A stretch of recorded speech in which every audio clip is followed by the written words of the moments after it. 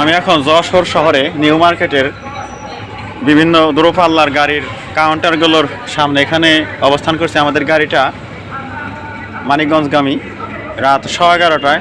আর এই অবসর সময় কাটানোর এক পর্যায়ে দেখতে পেলাম এখানে একটা বট বৃক্ষের চারা রোপণ করা হয়েছে নিউ মার্কেটের সামনে।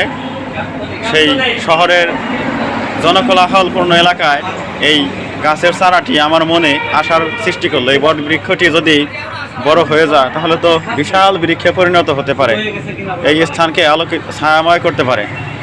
তবে এই গাছের জন্য সূর্যালোকের ব্যবস্থা কিন্তু কম। এখানে উপরে আবার টিনের চাল দেওয়া, চালে ছুঁই ছুঁই করছে এই গাছের পাতার শীর্ষভাগ। এই জিনিসটা আমাকে কষ্ট দিচ্ছে।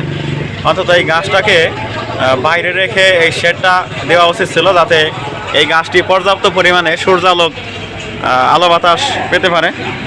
তবে তারপরেও এই গাছটা এভাবেই প্রতিকূলতাকে কাটিয়ে একদিন বেড়ে উঠবে, বিশাল মহিরুহে পরিণত হবে বলে আমার মনে হচ্ছে। বৃক্ষ ছায়া সবারই কাম্য।